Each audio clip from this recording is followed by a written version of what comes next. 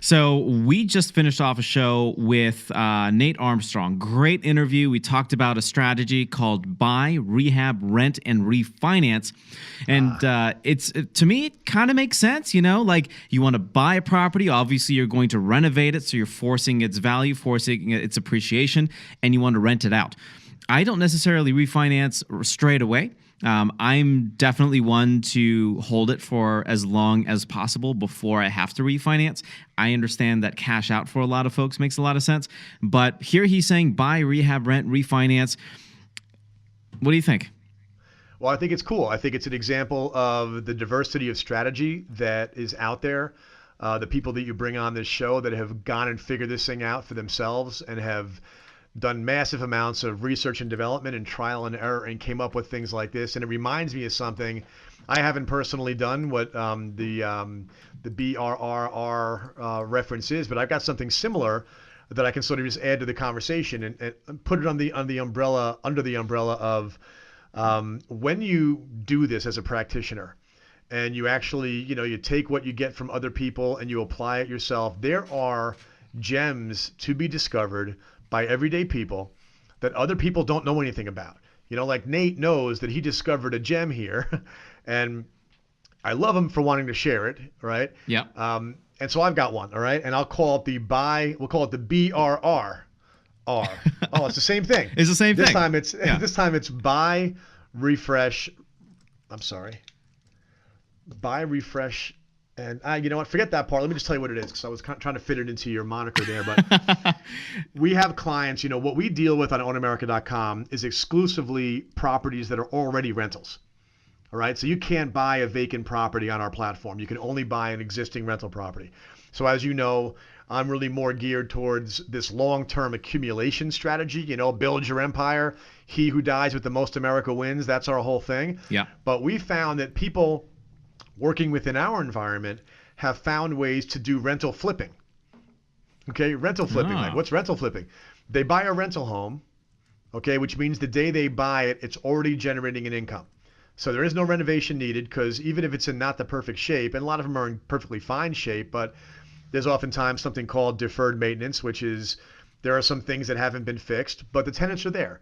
The tenants have a lease. They just renewed their lease. They're going to be there for 12 more months, right? So it's an existing rental.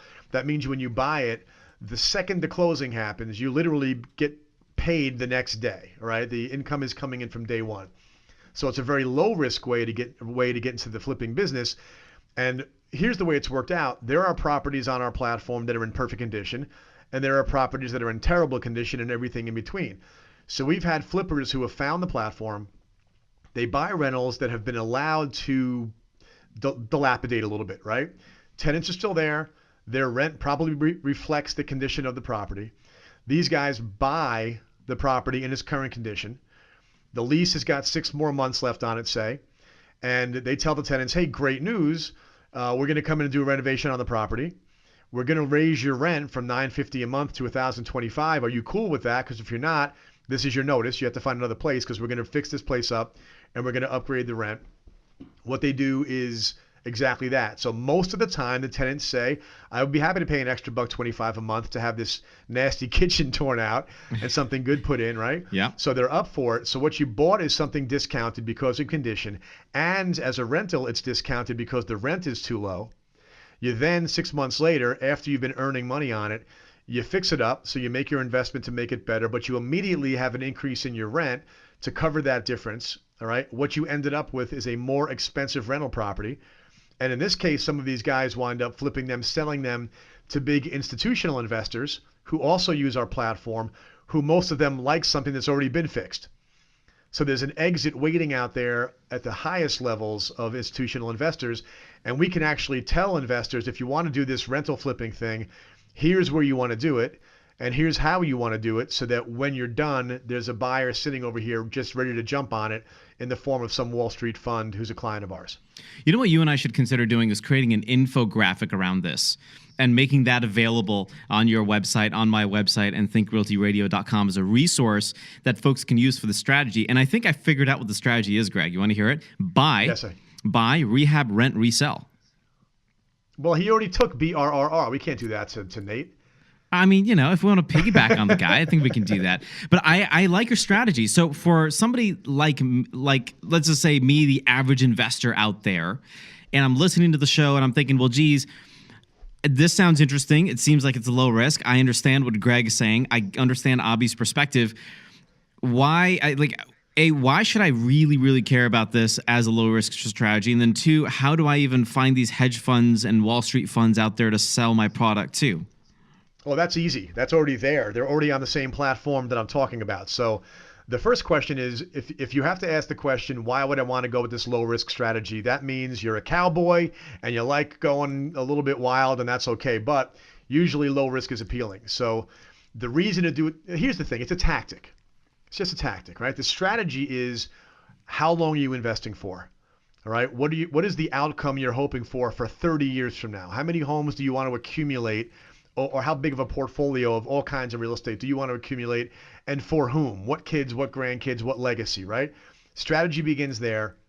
Where do you want to invest? What are the markets that appeal to you? The ones you know, the ones you were willing to put the time into learning, ones that you're willing to go to and visit to see your properties at times, if it's not near home, et cetera, et cetera.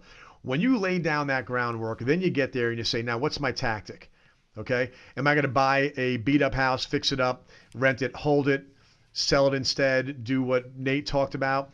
This just becomes one more sort of weapon in your arsenal to do something low risk, because you can, let's say, for example, you buy one of these houses I'm talking about, it's already rented. You all of a sudden have some kind of situation in your life, you don't have the rehab budget. You're not dead in the water because you have a tenant in place. That's what makes it low risk, not just that you're generating income from day one, but if your plan falls apart, and that happens, like, okay, now I want to do the rehab, and now I don't feel like doing the rehab because my own roof fell into the house I live in. I have to use the money for that. Small investors, that may happen. Not the roof, but the other need for the money. You just put it off for a year. Renew the lease as is. Start planning phase 2 of your strategy, and then apply that tactic later. So it just gives you a lot of different flexibility and options, because it's cash flowing, so you can let time be on your side and decide as you go. Yeah, I'm a huge fan of the flexibility that comes with single family rentals. We have a lot of exit strategies with the low risk, but Greg, doesn't that mean I have to wake up at 2:00 in the morning and fix toilets? I mean, now I have another person that is a client that's living in my investment property. That just seems like a heck in a handbasket to have to deal with. It's a nightmare, isn't it? All the time. Well, you know that you're tweaking me by using the toilet example, because there's never been anybody in the history of humankind, that has ever clogged a toilet and then told anybody about it. They either skulk away like dirty little birdies that they are, or they fix it like a reasonable people. And I've seen both kinds. Yeah. But to your point, yes, if you buy a rental property, the tenant's in place, you have something what's known as a customer, and that customer sends money to your business. Okay, you own a rental property, that's your business, they're your customer. So you have to have it in your heart to be in love with your customers, otherwise don't go into business. So yeah, you're going to have somebody calling and saying the garage door is off the hinges, and guess what? It's your garage door. They're paying you to rent it from you. You have to get out there and fix it. So just get out there and fix it and don't cry about it. Yeah, if we're not treating our rental business like a business, then that's always going to be a challenge. Yeah, you ever go to a business that go to any business that treats their customers like an annoyance, and then go check back in 2 years to see who's in that space.